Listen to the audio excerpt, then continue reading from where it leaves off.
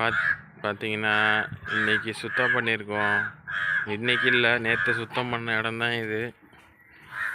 இருந்தாலும் மறுபடியும் இலையெல்லாம் மரத்துலேருந்து உழுந்து வெயிலுக்கு அதுவுமா எல்லா இலையும் காஞ்சி போய் உழுதுங்க. ஒரே ஒரு மழை பெஞ்சால் நல்லாயிருக்கும். முந்தா நாள் லைட்டாக தூரிச்சிங்க. இங்கே ஆச்சரியமாக இருந்தது.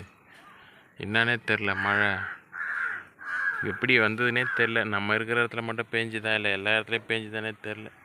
முந்தா நாள் ஒரு 5 நிமிஷம் மழை பெஞ்சு அப்படியே நின்றுடுச்சு. நேற்று க்ளீன் பண்ணால் இன்றைக்கி மறுபடியும் கொட்டிடுச்சு இந்த இடம் ஃபுல்லாக. அப்படியே பாருங்களேன்,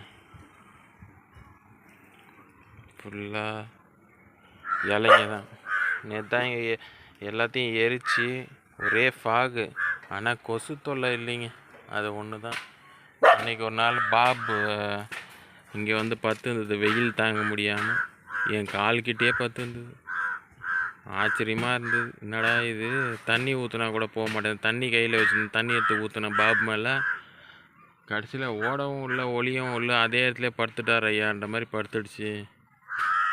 மறுபடியும் இன்னொரு ஜக்கு தண்ணி எடுத்து வந்து ஊற்றுனதுக்கப்புறம் போகுது, சுயநினைவுக்கு வந்தது. அது வரைக்கும் அதுக்கு தெரியவே இல்லை. இன்றைக்கி சுமி என்னென்ன வேலை வச்சுருக்கு பாருங்கள்.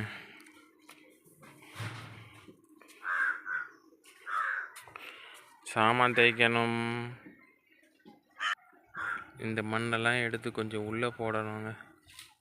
நேற்று எரிஞ்சது சரியாக எரியலை, கொஞ்சம் எரிஞ்சது, அதுக்கப்புறம் எரியலை, அப்படியே போயிடுச்சு. சரி, இருந்தாலும் பரவாயில்ல, வெளில கிடக்கிற மண்ணை எடுத்து உள்ளே போட வேண்டியது தான்.